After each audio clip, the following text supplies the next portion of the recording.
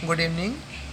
आज सारणिक में हम लोग देखेंगे सिद्ध करने वाले उसी सारणी के क्वेश्चन को। बाकी में हम लोग मान निकालते थे, इसमें आपको आंसर दे दिया है, मतलब उसी को लाना है। ठीक है, कुछ नहीं, बहुत ईजी है। आप LHS लिखेंगे।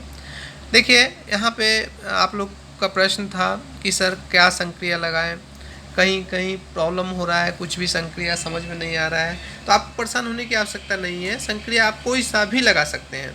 देखिए आपका उद्देश्य एक ही चीज़ होना चाहिए कि मान अगर बड़े हैं, यहाँ तो बहुत छोटा मान है, आप विस्तार कर सीधे कर सकते हैं। इस तरह के क्वेश्चन है, बड़े मान है, यहाँ पे आपको गुणा करने में, विस्तार करने में परेशानी होगा। ठीक है, तो ऐसे क्वेश्चन आप विस्तार से भी बना सकते हैं, लेकिन संक्रिया हमको समझना है तो संक्रिया हम छोटी छोटी चीज़ों से ही समझेंगे, छोटी संख्याओं पे ही लगाकर सीखेंगे।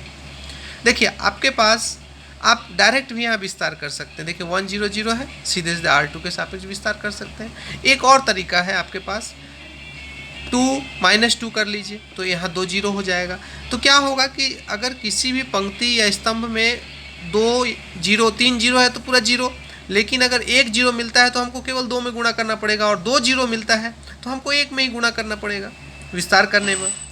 ठीक है, तो हमारा उद्देश्य सबसे पहला रहता है मान को जीरो लाना। अगर जीरो नहीं मिलता है तो मान को छोटा करते हैं। तो यहाँ तो इजीली जीरो मिल जा रहा है। देखिए यहाँ ये 2 में से 2 को माइनस कर देंगे। देखिए इस 2 में से ए पंक्ति, तो यहाँ पे संक्रिया समझ में R1 - R3, 2 - 2 जीरो, तो इसमें भी माइनस हो जाएगा। तो उसके बाद देखिए 100 मिल गया, आप विस्तार कर दीजिए। यहाँ पे आप विस्तार भी करने की आपको आवश्यकता नहीं है, यहाँ विस्तार भी करने की ज़रूरत नहीं है आपको। इसके बाद आप सीधे इसका वैल्यू आप क्या लिख सकते हैं, सीधे आप लिख सकते हैं 0। देखिए यहाँ पे ये पहला R1 भी और R2 समान है, तो ये सीधे लिखेंगे 0 और ये RHS। क्यों 0 हुआ?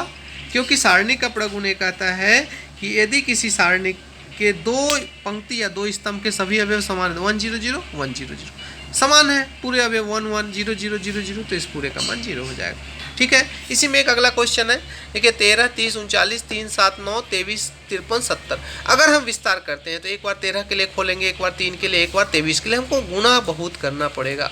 तो हम ऐसा कोशिश करते हैं कि मान छोटा हो जाए। तो देखिए यहाँ 13 है, यहाँ 3 है और यहाँ 23 है। अगर हम 13 को 2 से गुणा करके 23 में से घटा दें तो 3 मिल जाएगा, माइनस में मिल जाएगा, फिर ऐड करके निकाल सकते हैं। तो एक ऑपरेशन आप समझ सकते हैं। दूसरा क्या तरीका है, देखिए यहाँ पे 3 है, ये 23 है, तो आप 23 में से इसको 7 से गुणा करके भी घटा सकते हैं, तो मान छोटा हो जाएगा।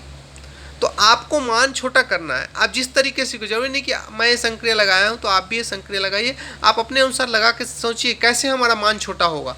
तो देखिए मैंने संक्रिया क्या लगाया कि C3 में इसको 2 से इंटू करके माइनस कर दिया, तो इसको भी इंटू करना पड़ेगा और इसको भी करना पड़ेगा। तो आपका सिचुएशन देखिए 23 है और 13 दूनी 26, 23 - 26 -3, यहाँ 30 दूनी 60, 53 - 60 -7, और यहाँ 70 - 39 दूनी कितना होता है 78, है ना। तो 39 दूनी 78, तो 70 - 78 - 8। ठीक है, तो ये ऋणात्मक मूल्य। आप देखिए 3 + 3 -3, 7 -7, तो हम इनको जोड़ देंगे। तो यहाँ पे C3 में रख देंगे, ये माइनस वाला पद है यहीं पे रख देते हैं, तो C3 में रख देते हैं C3 + C2। देखिए 0 0 और 7 8 - 7 9 - 8 1। तो अब क्या हुआ, आप C3 के सापेक्ष विस्तार करेंगे, तो विस्तार करेंगे 1 के लिए खोलना पड़ेगा केवल। ये देखिए ये गया 13 30 3 7, 13 7 91, 30 3 91 -90 1। यही आपको प्रूफ करना था। ठीक है।